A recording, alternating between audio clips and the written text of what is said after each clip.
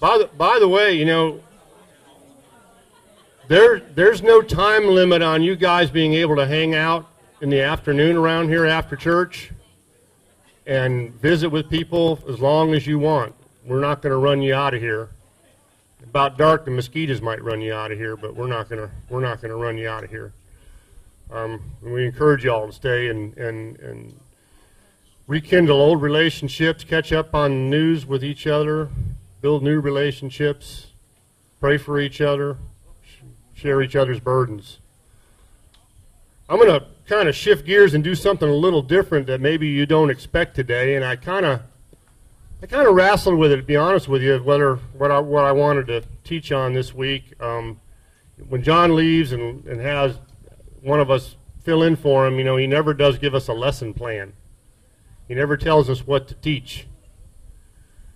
You know, and if you try to pry it out of him, the closest he'll get to that is, well, what's the Lord putting on your heart? You know, and which is the right answer, of course. So I've had to learn to listen to the Lord, and my biggest tendency, though, is because I only do this with you guys about once every 6 months or so. I tend to want to try to cram in 6 months worth of stuff that's been built up, you know, and try to catch you up on that. And I realize that, you know, these benches get kind of hard, and it does get warm, I mean, you know, very warm. By the way, if you're not cool enough, the closer you get to that fan, the happier you'll be. That fan's amazing. So feel free to get up and move closer if you like. So I'm going to kind of share with you what I've been doing when I'm not here, because a lot of people say, hey, I haven't seen you around in a while, what you been doing? Well, I didn't look for this, but it kind of came to me, is that I got a little cowboy church going on the horse show circuit. My wife and I show reined cow horses, and on that circuit we have cowboy church on Sunday mornings. And the first time they asked me to do that with the Gulf Coast Cow Horse Association, which we're members, I thought, well, okay, yeah, that won't last very long, but sure, yeah, I'll do it. So the time slot, since the horse show starts at 8 o'clock on Sunday morning, and they need to get through all the events so that people can, you know, get back home, you need to start on time. So they gave me 7:30 on Sunday morning in the bleachers to do it. So I showed up on, you know, I'm at 7:25, I'm there, and I'm the only one sitting there drinking coffee. And that's exactly how I figured it would happen, because the contestants have to get ready in the morning. They've got to get their horses fed, they got to get them brushed, they got to get them saddled. You know, the show must go on. Well, about 7:30 came, and all of a sudden, within 3 or 4 minutes, there were 30 or 40 people sitting there looking at me. You know, yeah. And I know that they were motivated by a lot of different things, some of them curiosity, some of them guilt. You know, they were Christians, and they thought, well, I should be at church on Sunday instead of at a horse show. You know, others truly appreciated the fact that we actually offered church for them, because in the horse show world, Sunday is a work day for the professionals. That's when their clients are available to take lessons, and that's also when the horse shows are usually a Saturday, Sunday a type affair. So a lot of them don't get a chance to attend a church service. Well, that was probably about 5 years ago, and it's been going on ever since. And John teases me; he calls me the circuit riding preacher. Y'all, for y'all to know what a circuit riding preacher is, back in the old days, out in the West, out on the frontier, there was people lived in little small pockets, little small towns, and it might be 30, 40 miles from town to town, and none of the towns could afford to have a full-time preacher. You know, little small groups. So the preacher definitely usually would ride a circuit. Usually about every month he'd visit one town one week, and then he'd ride to another town the next week, and he'd make a circuit, and he'd go around. They called them circuit riding preachers.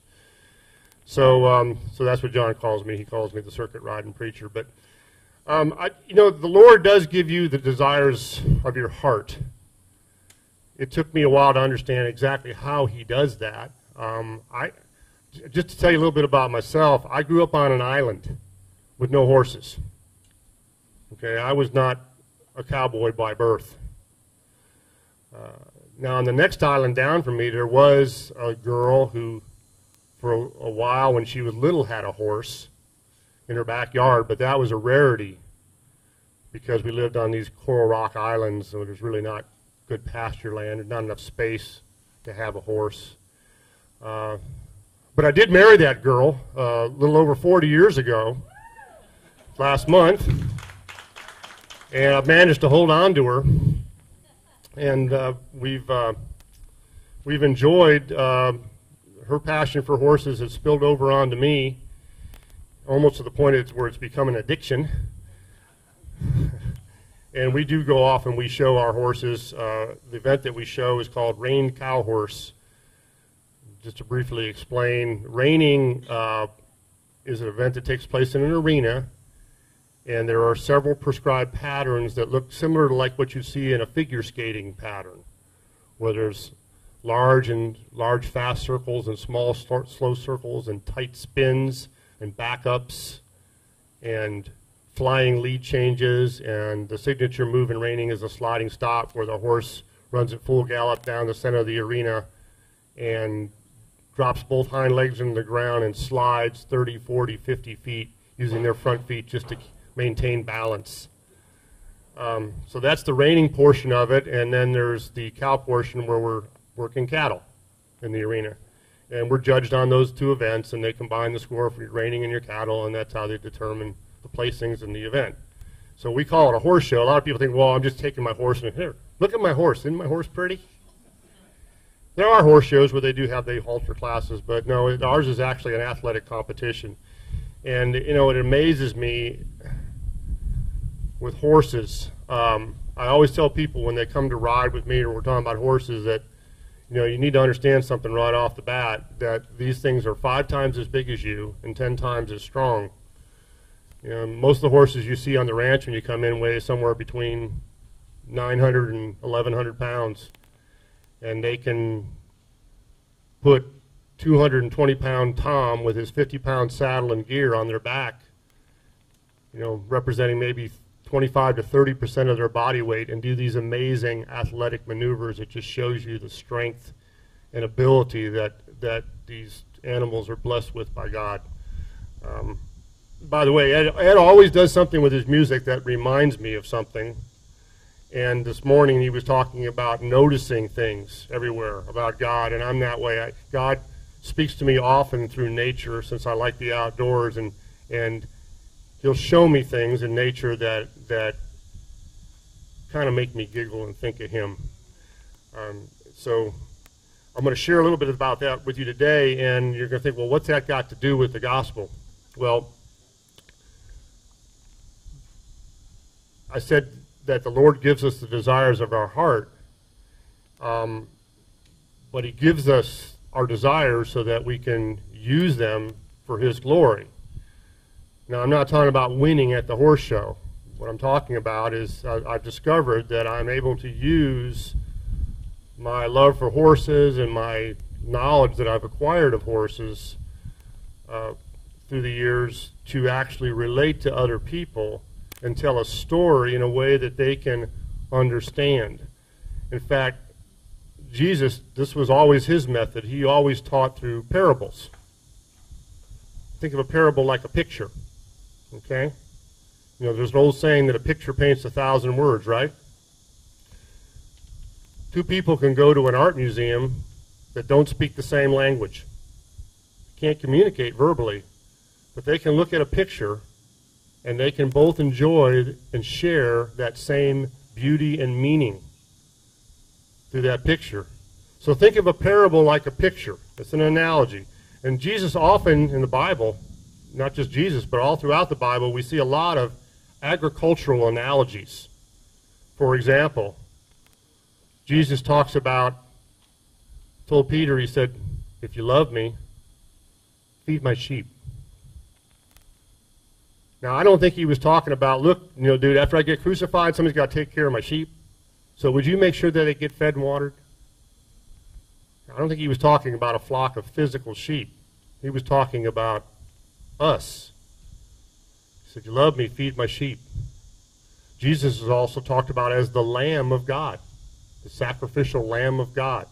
So throughout the Bible we see these agricultural analogies, and since most people in the horse world are agricultural type people with that experience, I found that I can use these analogies to not only talk about horses, but also teach them the gospel for humans.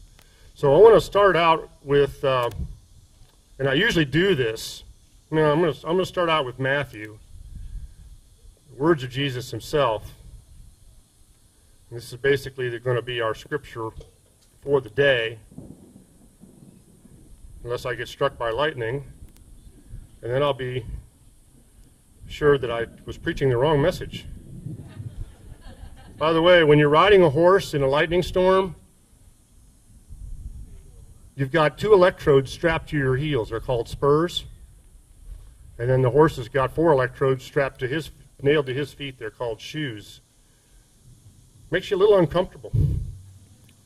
Okay, so I want to open up, if you want to turn your Bibles if you have them, or just remember, this is in Matthew chapter 11, verse 25.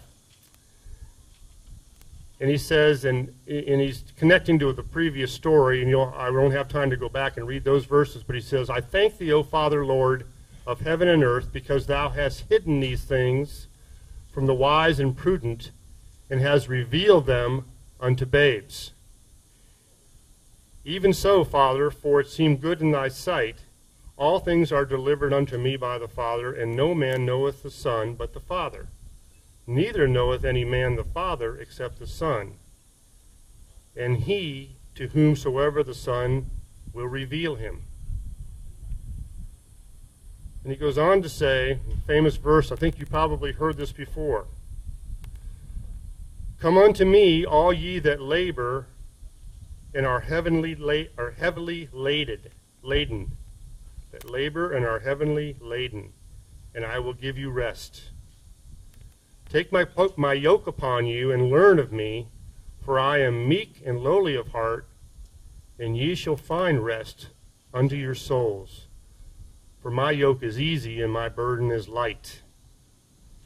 So the first thing he's saying, he says, you know, with God, everything's backwards. He's saying everything that seems right by the wisdom of the world is the opposite with God. For instance, he says the first shall be what? Last. He says if you want to inherit the kingdom, you old wise men, when he was talking to the Pharisees, he pointed to a child among them, you got to be like this child. He said, blessed are the meek, for they shall inherit the earth. And on and on. Everything is backwards to our natural, normal way of thinking. So he's saying you can't apply earthly wisdom to your relationship with God. So I always ask my horse people, and this is where I start having a little fun with them. I said, you know, what do you think God wants in his relationship to you personally, or to us collectively, the church? What does he want? What is he looking for? What makes him happy? What makes him giggle? What does he want? And it kind of takes me back to a story which I'll share with you, because, you know, either I'm crazy or God talks to me. Okay? There's no in between. Because if God's not really talking to me, I'm hearing voices. And I'm crazy. Otherwise, God talks to me. And it was many years ago, probably at least 20 years ago, probably about the time I started hanging out with John Glenn. A lot of things changed in my life. God put him in my life at the right time to rescue me from myself, help me. Anyways, I was kind of caught up in the praise and the worship, and even in my prayer life, you know, I tended to pray with a lot of these and thous and use a lot of King James English when I was talking to God. And I remember one day very distinctly, I heard a voice in the middle of my prayer saying, "Stop. Stop, Tom, stop. Stop, right there. Stop and listen to me. I want you to quit that."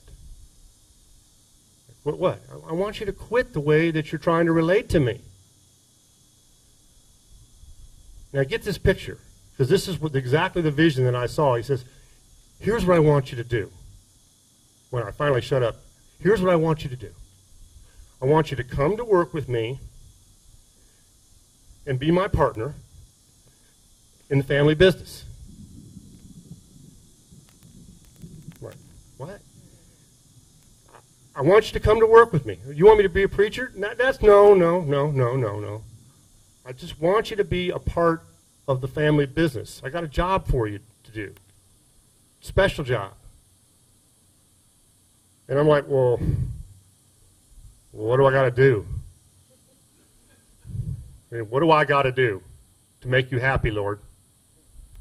That was my natural way of thinking. All right, tell me what the rules are and tell me what I got to do. And I'll try to do it and pretend like I like it. Okay? And I'll put on a happy... No, he said, no. That's not what I'm talking about. What I want you to do is I want you to just relax. I want you to walk with me. I want you to watch what I do. I want you to listen to what I say. And then sooner or later, it's going to come natural to you that you're going to know what to say and you're going to know what to do. Let's read this verse again. "Come unto me, all ye that labor and are heavily laden, and I will give you rest." That's an invitation. Come to work with me. Hang out with me. Life's dreary, life's drudgery, life's hard. Come hang out with me. Come to me, all ye that labor and are heavily laden. That means you got a heavy burden on your back, like a beast of burden, like a pack mule. And I'll give you rest. "Take my yoke upon you and learn of me, for I am meek and lowly of heart, and you shall find rest for your weary souls. For my yoke is easy and my burden is light." So connected to that invitation, come unto me, come on in here, hang out with me, is a promise that when you're hanging out with me, it's not going to be a burden. It's not going to be a drag. It's not going to be some dreary drudgery. In fact, you're going to be able to rest while you're doing it. Well, wait a minute. This yoke thing. You all know what I'm talking about by yoke?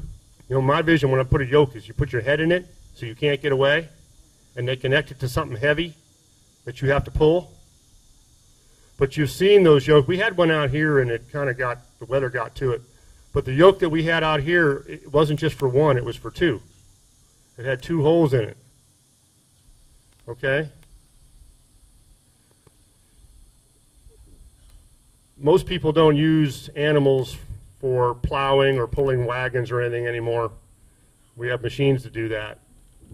But back in the old days, they used it for animals a lot. And when they were teaching a young colt how to accept the burden of the yoke, they would use the nature of the horse.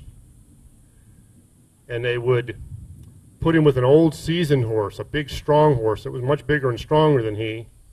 And they put him in the yoke with that strong horse, and number one, the strong horse would be able to overpower the weak horse, so while he was kicking and fighting, they were still pulling the plow. And also, the strong horse the old horse would provide comfort and leadership to the young horse, because horses are herd animals. They're not like us. They're prey animals. They get their safety and comfort from the herd, from being able to benefit. They benefit from being able to be part of a herd, be part of a social order, that provides leadership by the older horses to safety and comfort.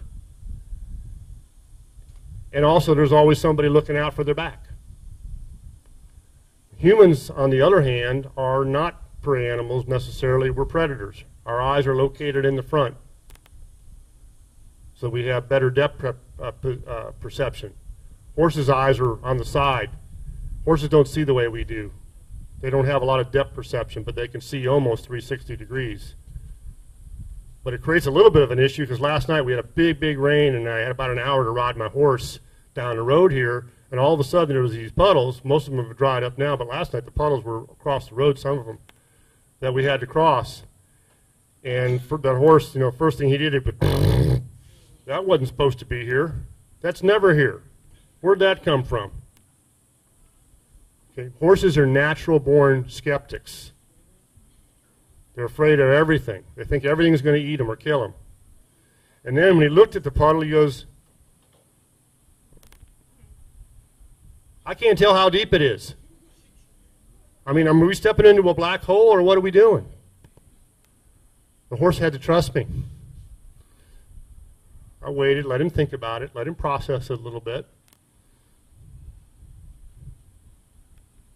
Oh. Next puddle, no trouble. Pretty soon I had him running through the puddles. It was fun. Now, let's get back to what the Lord wants out of his relationship to us. Because you can obviously tell I'm drawing an analogy here. I'm using a parable, right? I'm going to read to you, if I got it. Did I bring it? I told you about my event, my sport. This is the rule book for the National Reining Cow Horse Association. And when you are at these shows, they judge you. They've got these judges, these old crabby guys that look down their glasses at you. And they actually have them sitting in these high seats. They look like thrones, judging you. And they got a person next to him called a scribe that's writing down everything the judge is saying as you're going through your thing, so that they never take their eyes off of you. They're watching your every move, waiting to squash you like a bug. And you enter the arena, you have a score of 70. It's your tradition, and you either add points to your score or subtract points to your score, because there's certain things you can do that earn extra credit, and there's other things you could do that are no-nos. They're called faults, and they're penalties, and they take points away. But here's the overall picture of what they're looking for. This is under the judging section for the rein work. It says, the best rein horse shall be willfully guided or controlled with little or no apparent resistance. Bad manners exhibited by the horse will be penalized. All deviations from the exact pattern must be considered a loss of control and marked down accordingly. Credit shall be given for smoothness, finesse, attitude, quickness, and authority in performing various maneuvers while using controlled speed, which raises the difficulty level and makes the horse more exciting and pleasing to watch. Okay, why did I tell you that? The best reined horse will be willfully guided. Just like us humans, God gave the horse free will. We got one too. The horse's will is to be safe and secure, and to be able to fit in its social order. So just like our needs to be secure and significant, the horse needs to be secure and significant. Now, the horse does not have a spiritual need, so don't think I'm going there, okay, like we do. And the reason I mention that is many of you have taken the Alpha series and we talk about our spiritual need, but let's just think about security and significant. The horse, just like us, will use its free will to do whatever it takes to make itself secure and significant, and is very skeptical about turning that free will over to anybody or anything unless that anybody or anything has proven itself time and time again to provide more security and significance than it can provide for itself. Horses don't normally buck, bite, kick, strike, run, do any of those things because they're just mean, because they're bad horses. They do it because they're operating out of fear, and they're going to do whatever it takes to defend themselves. So now remember, my audience that I'm talking to are horsemen. They know this stuff, okay? And I'm telling you this stuff to make a point, but I also want to assure you, like I assure them, that I firmly believe there will be horses in heaven. Don't believe me? Revelation, chapter 19, verse 11. One of my faves. Talking about the second coming of Christ. Let me turn to it real quick.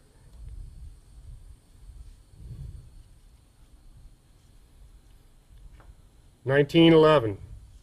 And I saw heaven open, and behold, a white horse. And he that sat upon him was called Faithful and True, and righteousness, and with righteousness he doth judge and make war. His eyes are like a flame of fire, and on his head were many crowns. And he had a name written that no man knew but he himself. And he was clothed with a vesture dipped in blood, and his name was called the Word of God. And the armies that were in heaven followed him upon white horses, clothed in fine linen, white and clean. Who is that army? Yes, sir. Not a bunch of angels. It's us. So it occurred to me I better give you all a riding lesson this morning.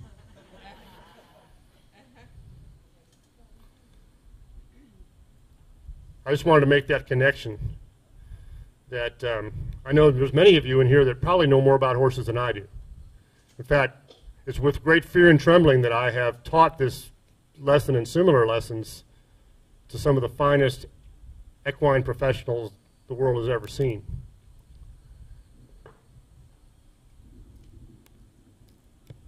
But they seem to get it. Okay, so how am I going to get this horse to willfully follow my leadership to the point that I'm going to get to steer it around and do all these fancy maneuvers without making any mistakes, or without the horse getting upset and doing something that's considered bad manners and causes a fault? In fact, when you're in the show arena, you are responsible as the rider for every footstep that horse makes, which means that the horse is totally submitting to you, submitting to your leadership, submitting to your will, submitting to your guidance, and trusting your leadership that you're not going to lead it into trouble. How am I going to do that? And I'll give you a real quick lesson here. We have a device up front. You've seen it. You drive by it. It's called a round pen.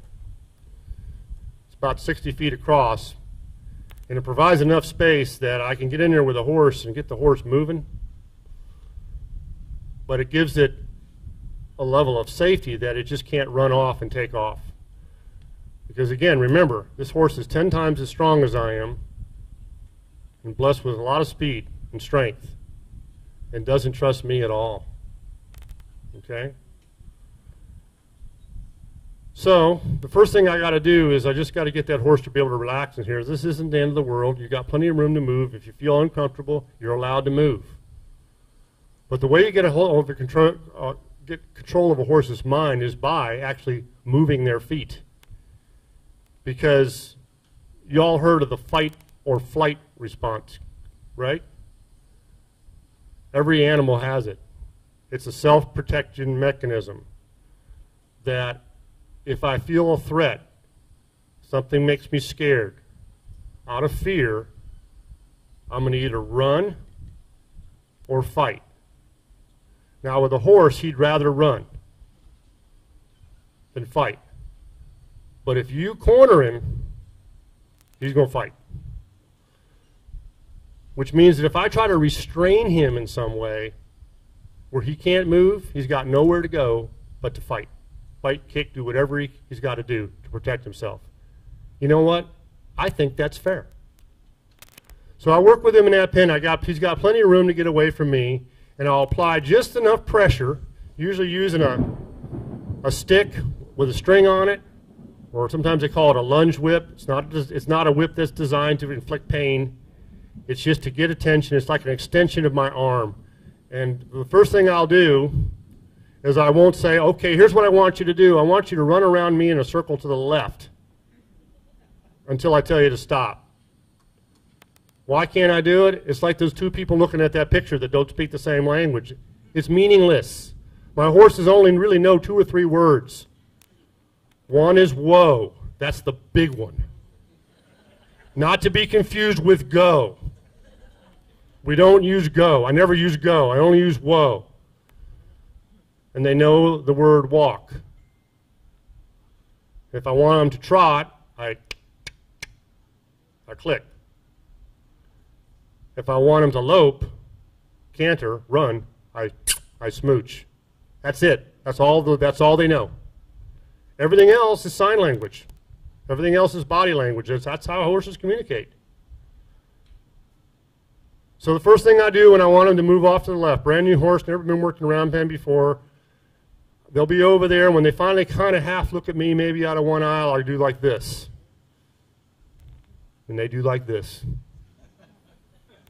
And I do like this. And they do like this. And I do like this, and I take my aid, and I make a little motion. And they're like, ooh, I might want to get away from that. And they go. And then they don't go very far, and they change directions or try to do something different, and I have to go like this. And then I have to go like this. Okay? And then after they've been going around in a circle like pretty good for a while, I don't do anything. I just kind of walking with them, following them. I don't change my body position.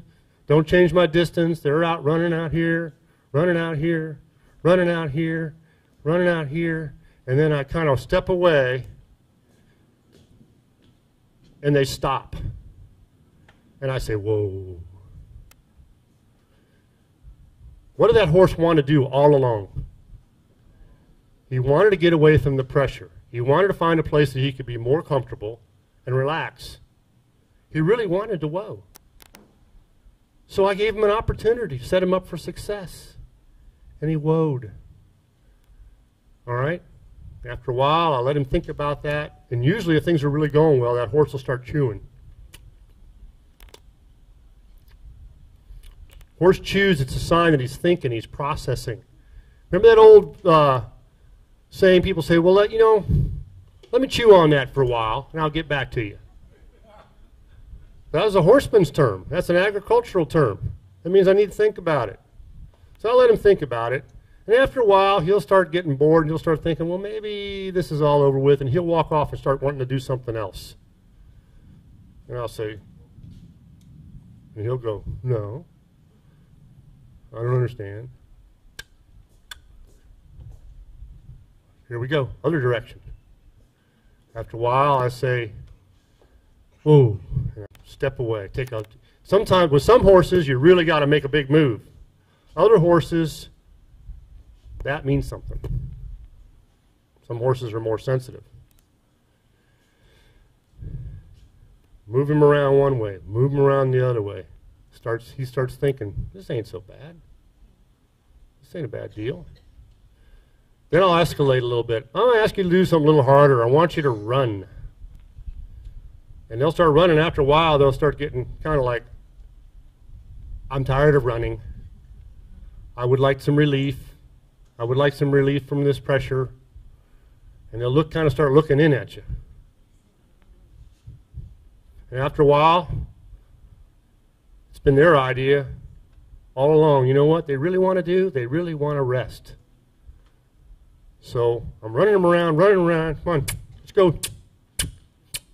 By the way, I'm teaching them now that means run, means trot. Walk means walk. Okay? They're learning all this as we're doing this. So I step kind of away and I say, whoa. And if things are going really good, maybe the third or fourth time they've been around pen, they'll stop and they'll turn right towards me and look at me with both eyes. And I'll say that.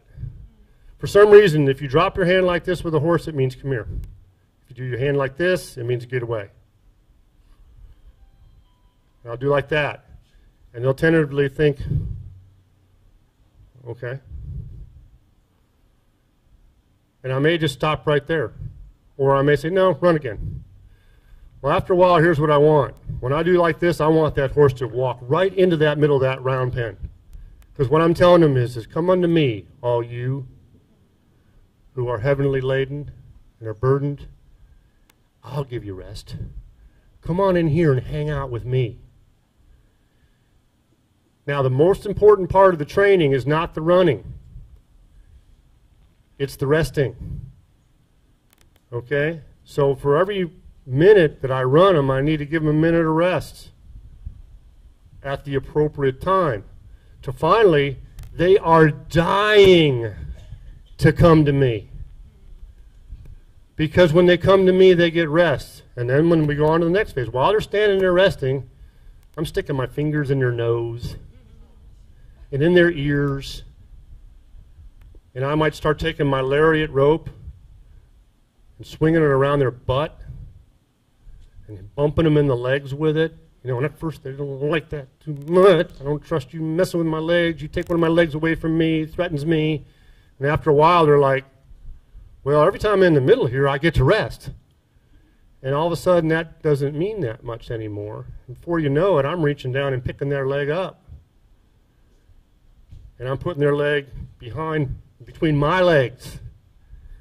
And I'm banging on their bottom of their hoof. Why? Because the farrier's got to be able to do that, to put shoes on. I can't tell a guy, come over here and put shoes on my horses and have him get kicked to high heaven. Okay. So, why do I tell you that story? I tell you that story so I can tell you this story. When Jesus says, come unto me, all you are heavily burdened, and I'll give you rest. He's talking about the heavy burden that we carry on our back under the law. Going back to that same question I wanted to ask Jesus when he was saying, come on here, walk with me. I want you to come to work with me. Put my yoke upon you.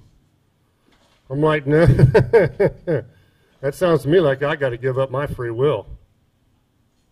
I don't think I like to do that. It says, trust me, my yoke is easy, my burden is light. I'll treat you fair. One thing I learned with my horses, you got to be fair. Horses don't learn from pressure, they learn from the release of pressure. They're just like me. They're in a real big hurry to get somewhere where they can be fat, dumb, and lazy.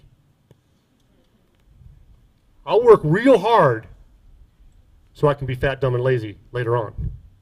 That's my real motivation is not that I like to work real hard, but I like to be fat, dumb, and lazy. So if I can work real hard, maybe I can get the opportunity to be fat, dumb, and lazy. Horses are the same way. See, with horses, everything is backwards to humans, just like everything is backwards to the world with God.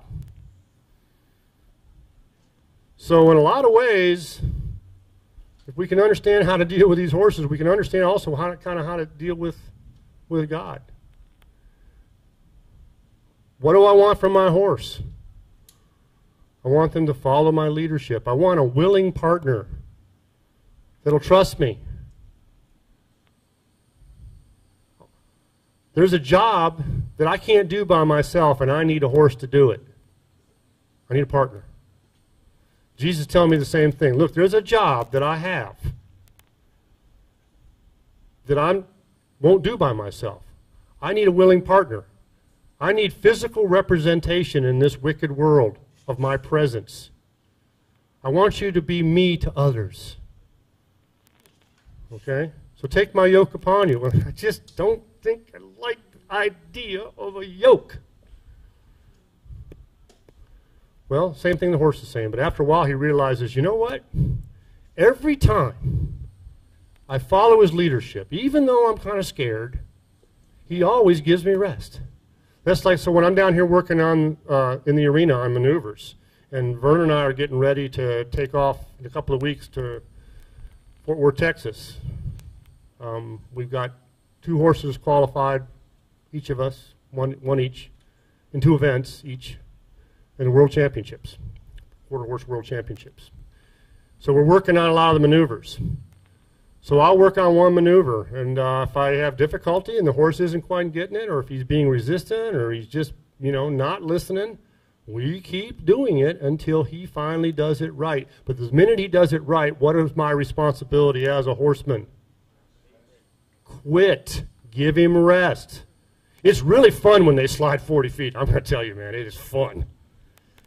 It is fun.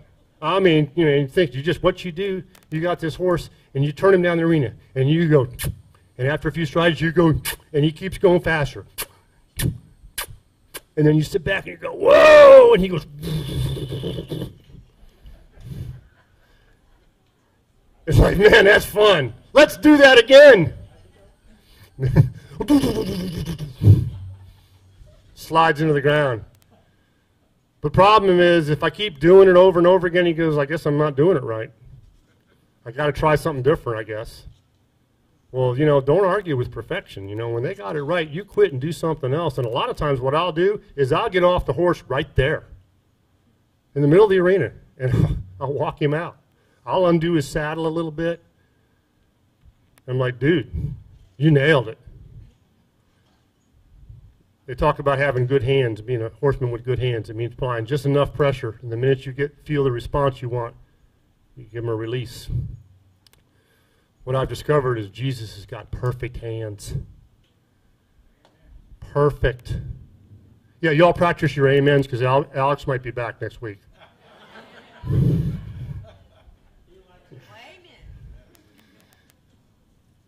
Jesus has got perfect hands. Perfect timing. He knows exactly when to put pressure on, or to let pressure remain that's been put on us by something else, and exactly when to rescue us from our difficulties. To the point we say, you know what? Yeah, I'll put that yoke on. Because his will is a lot better than mine. He knows what's going on, and he's in control of everything. The Bible says that a sparrow doesn't die without his saying so. He says he numbers the hair on our heads. And not too hard for me, but for some of y'all. Okay? He's in control of everything. He says, trust me. Now, as the men prepare for our communion service we're going to have, my next job is, how am I going to connect this to communion? What has that got to do with that? Well, let's talk about that. First of all, remember what I was telling you. My initial thought was, when Jesus gave me that invitation to come unto me, all you that were running around in circles like a wild horse, trying to get some satisfaction out of this life, come and work with me, put my yoke upon you. And my first reaction is, what have I got to do to make you happy? And his answer was basically, it's not what you're going to do to make me happy, boy. It's what I'm doing to make you happy. It's what I'm doing to give you comfort. What I'm doing to give you meaning and purpose and security. Take my yoke upon you. Turn your life and your will over to me, which is a very important concept. In fact, it's one of the critical phases of recovery, developed under the 12 steps of AA back in the 1930s. A critical step is to turn our life and our will over to the care of God as we understand him. And the cool thing about it is we don't have to understand much. We just have to understand the idea of it. See, as hard as we can study all of our lives, we'll never understand all of God's Word until we meet Him face to face in heaven, riding those white horses. Same thing with horsemanship. Some of the greatest horsemen in the world right now are in their 60s and 70s. And even though their bodies are decaying and falling apart, they're still learning. They're still getting better. The things that they can do with horses because they understand these concepts, they understand the nature of the horse, borders almost on the supernatural. It's a mystery. In fact, there's a song that I like by Ian Tyson. It's a vaquero song. Vaqueros were the old Spanish horsemen of California. It's where we get the word buckaroo, vaquero. And it's almost like they had a mystical ability to read horses and to train them without using force or excessive force. You have to apply pressure. Excessive pressure is a different story. Excessive pressure is cruelty, it's ignorance. The right amount of pressure, and only just the right amount of pressure, is what you're looking for. These vaqueros, anyways, he said this song, he says, "Hey, Mr. Vaquero, put a handle on my pony." That's horseman terms. Train my horse for me. Teach me the mystery. Well, it makes me think of the words that Paul uses. He talks about the mystery of the gospel. It's almost like it's too good to be true. It is, and it is supernatural. So we're on this lifelong journey of understanding the gospel. I'm on this lifelong journey of understanding horses. I'm hoping my body holds up long enough that I can go a little longer with it. Sounded pretty good today. I thought I was going to have to sit on that stool. So on the night Jesus was crucified, after the Passover meal, or at the end of the Passover meal, he instituted a memorial meal. And I'm going to have you come up now and take the elements, and we'll talk. I want you to go back to your seats and hold the elements while we talk about it. But please come forward now and prepare to take that memorial meal together.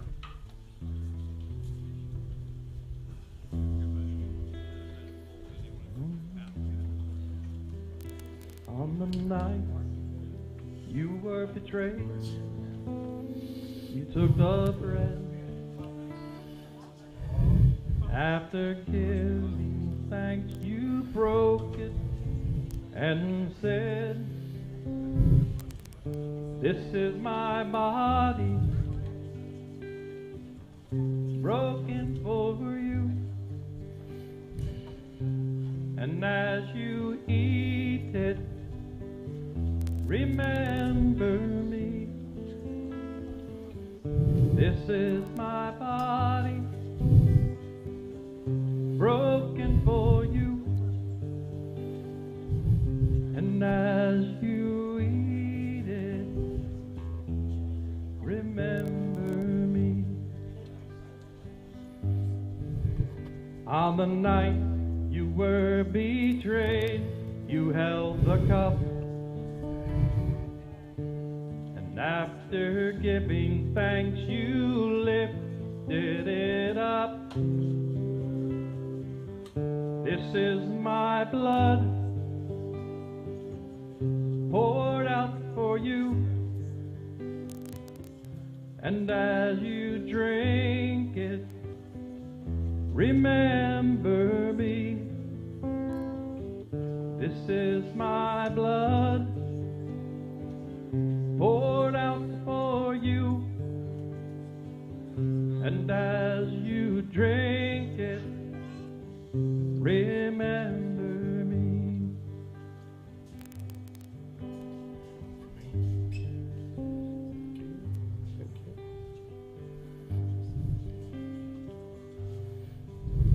So we thank you for the wine and for the bread. For we see the life you gave and the blood you shed, and we remember your wondrous love. You gave your body, you shed your blood. Yes, we remember your wondrous love. You gave your body, you shed your blood.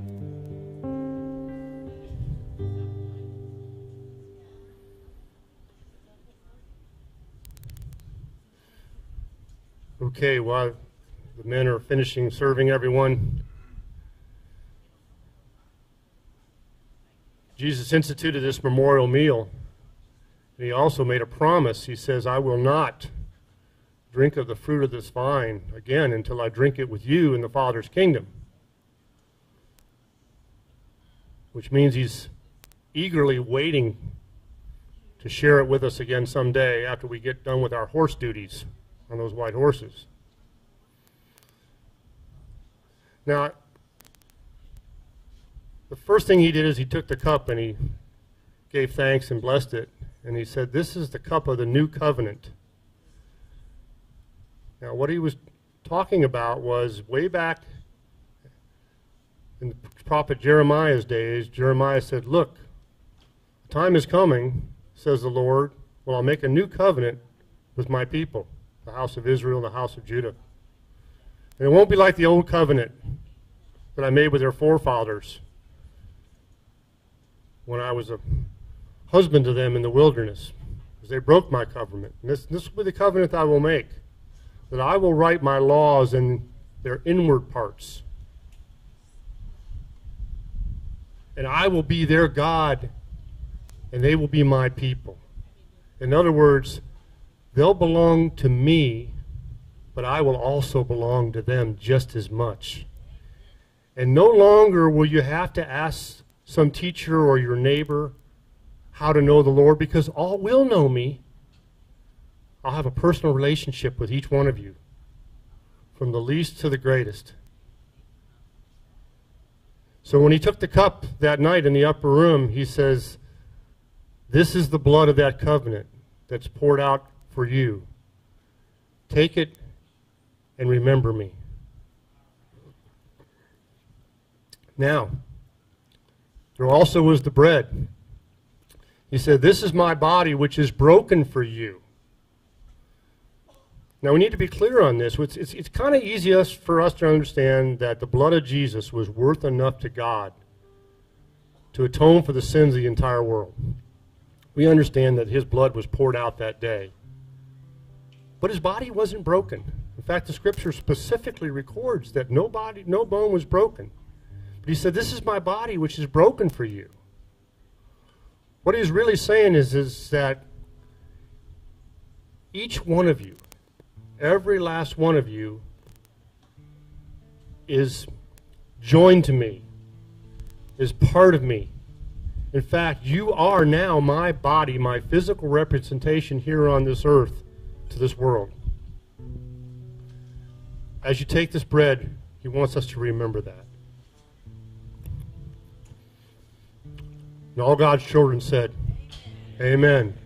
So I'm going to excuse you now. You're welcome to stay as long as you want, but you're either going to have to run from the rain or you're going to have to stay and visit. God bless you.